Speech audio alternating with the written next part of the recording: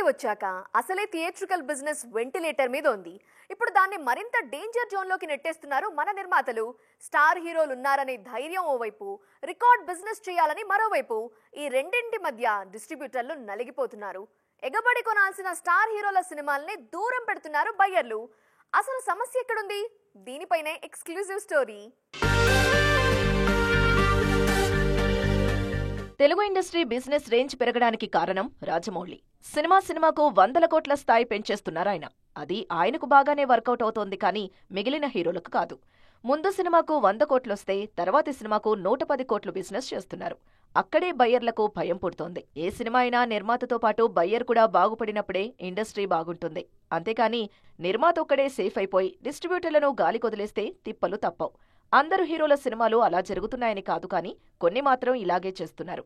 Hit అయినప్పుడు ఈ ప్రభావం కనిపించట్లేదు, కానీ ఫ్లాప్ అయితే మాత్రం బయ్యర్ పూర్తిగా మునిగిపోతున్నాడు. ఒకప్పుడు నైజాంలో 40 కోట్లొస్తే అద్భుతం, కానీ బాహుబలి 70 కోట్లు, RRR 100 కోట్లు ఈ ఏరియాలో వసూలు చేశాయి. అలాగే సలార్ 70 కోట్ల వరకు తీసుకొచ్చింది.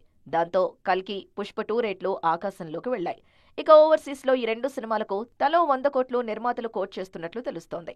ఇప్పటికీ అక్కడ బిజినెస్ క్లోజ్ కాలేదని ప్రచారం జరుగుతోంది. స్టార్ హీరో ఉన్నాడు కాబట్టి ఏరియా ఏదైనా హైయెస్ట్ బిజినెస్ చేయాలని చూస్తున్నారు నిర్మాతలు. ఈ క్రమంలోనే రికార్డ్ రేట్స్ చెబుతున్నారు. డిస్ట్రిబ్యూటర్లు మాత్రం ఆ రేట్ పెట్టడానికి వెనకాడుతున్నాడు. ప్రభాస్, రామ్ చరణ్, ఎన్టీఆర్, అల్లు అర్జున్ ఇలా టాప్ హీరోల సినిమాలన్నిటికీ 100 కోట్ల బిజినెస్ జరుగుతున్నా అవి వెనక్కి వస్తాయా లేదా అనే భయం కూడా బయ్యర్లలో అలాగే ఉండిపోతోంది. పవన్ కళ్యాణ్ సినిమాల రిలీజ్ డేట్స్ పై క్లారిటీ వచ్చేదెప్పుడు? ఓజీ సెప్టెంబర్ 27న వస్తుంది అంటున్నారు. మరోవైపు 6 హరిహర వీరమల్లు ఇదే ఏడాది వస్తుందని బల్లగుద్ది చెప్తున్నారు నిర్మాత. మరి ఈ సినిమాలు 2024లోనే రానున్నాయా? ఓజీ ఎంత బ్యాలెన్స్ ఉందో క్లారిటీ ఉంది. మరి వీరమల్లు పరిస్థితి ఏంటి? అదెంత షూట్ బ్యాలెన్స్ ఉంది? పవన్ కళ్యాణ్ ఫోకస్ అంతా ఇప్పుడు ఎన్నికల ఫలితాలపైనే ఉంది. జూన్ 4 తర్వాత ఆయన మళ్లీ సినిమాల గురించి ఆలోచించేది. అప్పటి వరకు ఓన్లీ పాలిటిక్స్ అంతే. అందుకే నిర్మాతలు కూడా ఆయన్ని అస్సలు డిస్టర్బ్ చేయట్లేదు. తాజాగా హరిహర వీరమల్లు నిర్మాత ఏఎం రత్నం కూడా ఇదే విషయాన్ని చెప్పారు. అలాగే వీరమల్లు అప్డేట్స్ కూడా ఇచ్చారు ఈ నిర్మాత. ఓజీ షూటింగ్ ఇంకా 2 వారాలు మాత్రమే బ్యాలెన్స్ ఉంది. ట్రైలర్ కూడా కట్ చేసి పెట్టామని చెప్పారు సుజీత్. అనుకున్నట్లుగానే సెప్టెంబర్ 27న రానుంది ఓజీ. ఇక హరిహర వీరమల్లు కూడా 25 రోజులు మాత్రమే షూట్ బ్యాలెన్స్ ఉందని కొత్త అప్డేట్ ఇచ్చారు రత్నం. ఎన్నికల ఫలితాల తర్వాత పవన్ ఇచ్చే డేట్స్ ని బట్టి సినిమా పూర్తి చేస్తాము అన్నారాయన. పార్ట్ 1 షూటింగ్ ఇప్పటికే 70% పూర్తయిందని తెలిపారు ఏఎం రత్నం. ఇక క్రిష్ తప్పుకోవడానికి ప్రత్యేకంగా కారణాలేమీ లేవని, సినిమా ఆలస్యం కావడం, ఆయనకు ఇతర కమిట్మెంట్స్ ఉండడంతో పరస్పర అంగీకారంతో తప్పుకున్నట్లు తెలిపారాయన. ఎట్టి పరిస్థితుల్లో హరిహర వీరమల్లు పార్ట్ 1 అక్టోబర్లో రిలీజ్ చేస్తామన్నారు రత్నం. ఇదే జరిగితే 2024. కథ ఏంటి, దర్శకుడెవరు, హీరోయిన్ ఎవరు, ఈ విషయాలన్నీ పక్కన పెడితే ఒక్క విషయంలో మాత్రం చాలా పర్టికులర్గా ఉంటున్నారు చిరంజీవి. వాల్తేరు వీరయ్య నుండి దాన్ని మెయింటైన్ చేస్తున్నారు. తాజాగా విశ్వంభర సినిమాలోనూ ఇదే చేస్తున్నారు మెగాస్టార్. మరి మరిచిపోకుండా ప్రతి సినిమాకి చిరు అప్లై చేస్తున్న ఆ ఫార్ములా ఏంటో చూసేద్దామా? చిరంజీవి సినిమా వస్తుందంటే అభిమానులు ముందుగా చూసేది ఆయన లుక్.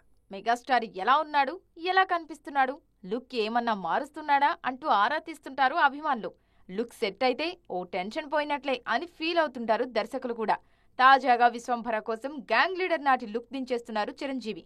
వశిష్ఠ తెరకెక్కిస్తున్న విశ్వంభర షూటింగ్ అన్నపూర్ణ 7 acres లో జరుగుతుంది. అక్కడే అజిత్ హీరోగా నటిస్తున్న గుడ్ బ్యాడ్ అగ్లీ షూట్ జరుగుతుంది. దాంతో విశ్వంభర సెట్ కు వచ్చారు అజిత్. ఈ ఇద్దరు కలిసిన ఫోటోలు సోషల్ మీడియాలో వైరల్ అవుతున్నాయి. దానికంటే ఎక్కువగా చిరంజీవి లుక్ పై చర్చ జరుగుతుంది. ఇప్పుడు పక్కా మాసీ లుక్ లో అదిరిపోయారు మెగాస్టార్.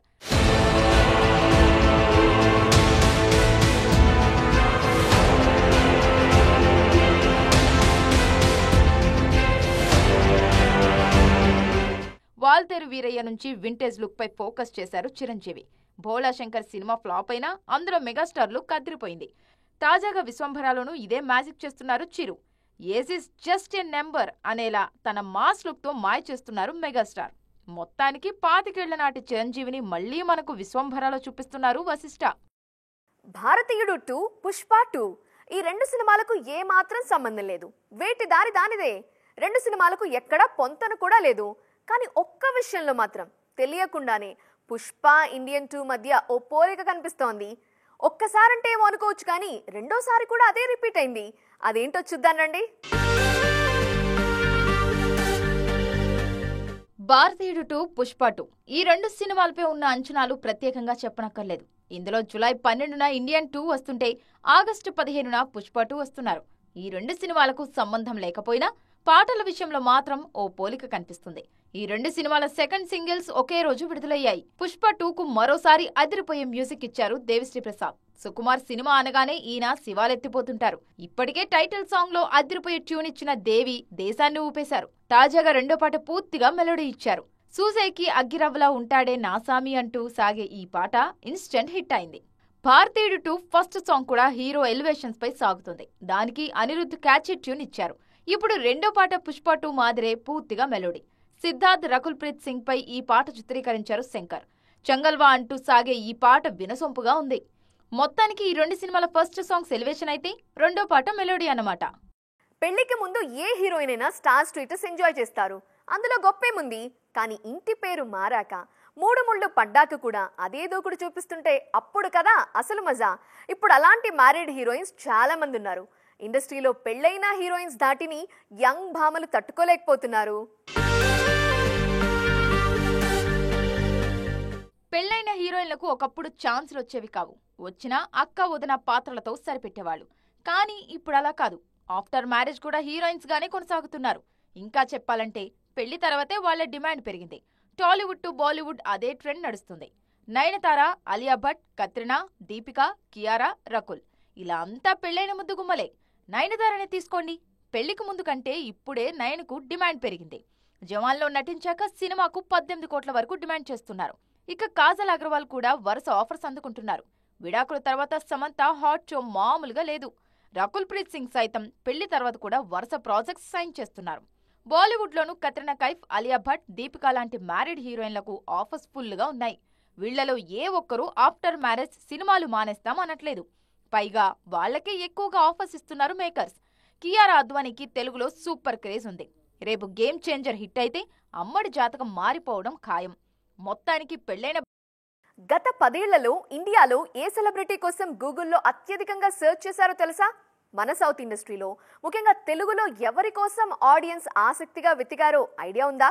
2014 నుండి 2024 ఈ మధ్యలో మోస్ట్ వ్యూడ్ 100 మంది ప్రముఖుల జాబితాని విడుదల చేసింది IMDb సంస్థ. మరి వాళ్ళెవరో చూసేద్దాం రండి. 2014 నుంచి 2024 మధ్యలో ఇండియాలో ఏ సినిమా వాళ్ల కోసం ఆడియన్స్ ఎక్కువగా వెతికారని 100 మందితో కూడిన లిస్టు విడుదల చేసింది IMDb. ఇందులో దీపికా పదుకొనే టాప్ ప్లేస్ లో ఉండగా, షారుఖ్, ఐశ్వర్యరాయ్ 2-3 స్థానాల్లో నిలిచారు. అలియా భట్, ఇర్ఫాన్ ఖాన్ టాప్ 5లో ఉన్నారు.